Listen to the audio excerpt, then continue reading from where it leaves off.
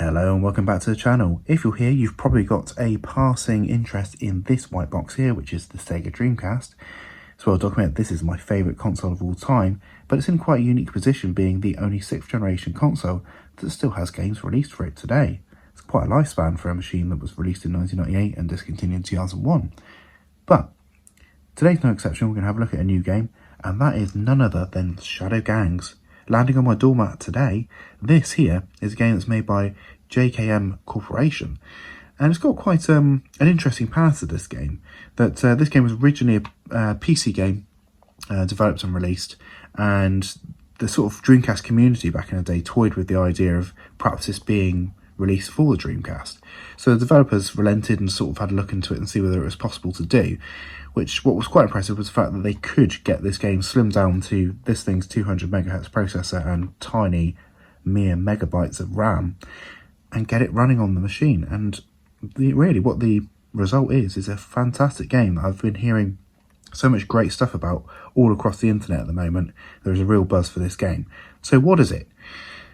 I suppose it's best described as sort of like a Shinobi type tribute game. It's a side-scrolling ninja adventure game. You play this character on the front here, who is looking for his kidnapped family, who's been kidnapped by this guy here. Now, turning over the back of the box, he actually looks like quite a celebrity. I mean, this man looks quite familiar, doesn't he? Looks a bit like our own Freddie Mercury. So, taken to Kickstarter originally, this game was looking for quite a lofty funding goal. And it didn't achieve it the first time around. I believe actually, in fact, there was 3 Kickstarter attempts for this game. The first one was quite a few years back, if I remember correctly. And then we had a sort of a more recent one. And that was one that sort of was quite a bit of money that they wanted to try and get this funded. And then sensibly, that Kickstarter was cancelled, and then another one was put in its place. That the funding goal was far, far less than initially anticipated, which really came through for them in the end. But what was the real saving grace for this game and this project here was that Wave Game Studios, in our very own United Kingdom, these guys have been making a splash in the Dreamcast scene at the minute and decided they were going to pick this up to publish and distribute it. And what they did was honoured the stretch goals that were involved in the Dreamcast Kickstarter, and that's where this PAL Blue Case version comes into play, because that was one of the stretch goals originally, as well as a sort of a bigger limited edition version and the standard slim case versions, which are synonymous with Wave Games now. It's the sort of packaging design that they release for their base spec games. So it's great that they stepped in, because originally the goal was to get this out the door in June 2023. So that's next year. But in actual fact, with the help of Wave, JKM managed to get this out, this year, and in a matter of months from the completed Kickstarter. So that's really good going. Sometimes with Kickstarter, it's a massive risk back in some of these games, because it can get to a point where they never ever get released.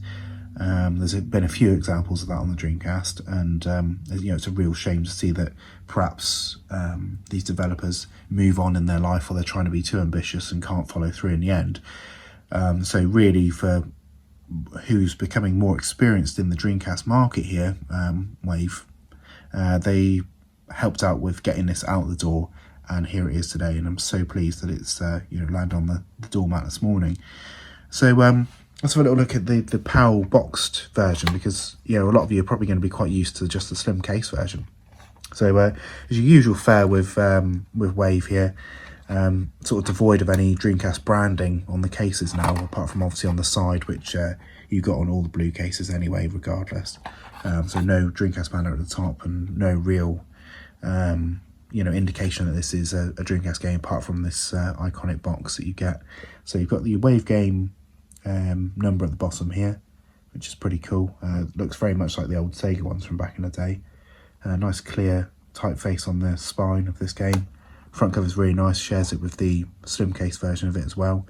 So it actually looks quite nice, doesn't it? It's quite atmospheric with everything that's going on the front cover here. For these ninja dudes coming out of the fire, and this big mean guy at the front, who's actually more resembling M. Bison on the front cover, isn't he? In hindsight. A few bullet holes as well. as well as a Ninja Star. So you sort of get an idea of what you're going to be expecting in this game. It's got a, a gat on the front there. On the rear, obviously 3 screenshots of the game itself on very different levels. Freddie Mercury himself. And just a little blurb about what you expect on this game. So your family have been kidnapped. You must destroy the rogue ninjas and establish a powerful new ninja order to save the world. You must put an end to the shadow gangs. They have left you with no choice. This is retribution time. Lovely. Various different translations. And it gives you an indication of what you can use with this game. So control pad, arcade stick, vibration pack, visual memory. It's region free and VGA compatible, which is all pretty good. I didn't see an option for 50 or 60 Hz in this game, so I don't know whether it automatically defaults to 60 Hz or whether it automatically defaults to 50, I'm unsure. But yeah, I couldn't see an option whether you could choose 50 or 60 Hz, which in Postal I believe you could. You got your Shadow Gangs copyrights there, so from 2020 to 2022, JKM Corp. And Wave Games website where you can go and order this game if you quite fancy the look of it. All of this looks quite, on the back, quite faithful to how you would have had Dreamcast games back in the day. I think only really just let down by not having the swirl and the Dreamcast logo, but again, as I said in the Postal one, I'm really, really pedantic about that sort of stuff, so it's probably just me. The game disc here, again, no sort of banner at the bottom with the Dreamcast swirl or anything like that. I'm not sure whether even Pixel Heart still do that with their games now. I think they still have sort of the lines going down, but they have Pixel Heart written in there. It would be nice if perhaps in future Wave would do something like that, just so it looks a bit more like a Dreamcast game and not just like a, I don't know, like an old video CD, I suppose.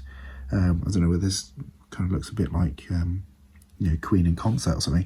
But anyway, so it says game disc blazingly across the front here. I think there might be a version that does come with a soundtrack CD, perhaps, or a soundtrack CD is available separately. But you've got your text written here, obviously again, which is stuff written on the back of the box. It's not affiliated with Sega or anything like that. It's not licensed by them. And when you boot the game up, it says that it's developed in Callistos, which is an OS that's used for developing Dreamcast games outside the environment of Sega's SDKs themselves. Obviously, avoid the copyright issues there, which I should imagine this is why we're going with missing all the logos and stuff like that, just to stop Sega's lawyer chimps coming after Wave and shutting down all Dreamcast production, which would suck. Right, the manual itself shares the same as the front cover. The back cover's very nice. I like this. I really do like the fact they put the developer and the publisher on the back. It seems to be a trend they seem to be doing recently, which is kind of cool. When you open the manual up, you've got your various different languages, English, German, French, etc. And it gives you sort of just your basic controls, a bit of the backstory of the game, and special thanks and things that people that have helped make this project a possibility. If you were a Kickstarter backer of this, you will find your name isn't in the credits for the book, but it is actually in the game. So you've got a few more higher ups in the Dreamcast community in the back of the book rather than your sort of Kickstarter backers. But fair enough, whatever. But do I think this is a good game? I haven't actually even started playing this yet, so I couldn't even really give you a review of how the game plays. But I just did start at the menu. I was hoping to record you some footage, but because it wasn't a 50 or 60 toggle, my video capture thing is archaic and it just seems to really kick off. It'll only do black and white footage, which is obviously no good to give us a gauge of the game itself. The menu music certainly seemed pretty darn good, and I'm really looking forward to getting stuck into this. And you've got a few difficulty options. I'm going to stick it on the lowest one because I've heard already that this is quite a hard game, so I really want to get to grips with the mechanics of the game first before I sort of get further into the difficulty settings. So what I do recommend is you support your Dreamcast community. This game is available for $29.99 on Wave Game Studios website. I don't know whether they're planning on doing maybe a reissue of the PAL version, or whether they'll offer up the PAL covers, which they've been doing with, they started with Flea, which is quite a good idea. So basically you can evict an old Dreamcast game out of its case and put your slim case Wave Game Studios release in it, but you get the covers which fit the actual Dreamcast boxes, which is pretty cool, I think. And they're cheap as well. They're only like a couple of quid. So yeah, head on over there, order it if you haven't already, and this is only really going to lead to bigger and better things, inevitably. Well, I mean, say better things, it's actually bloody fantastic game. So whatever comes next is going to have to fill the boots of that. You know, the community have really got behind this game. So, you know, get it, and let me know in the comments whether you picked up the Parallel Dreamcast case version, and whether you think it's going to be one of those that's going to be looked on quite favourably in years to come when it comes to the greatest independent releases for the Dreamcast. You know, is it going to be up there with Sternwind and things like that? Let's find out. So I'll see you next time. Goodbye.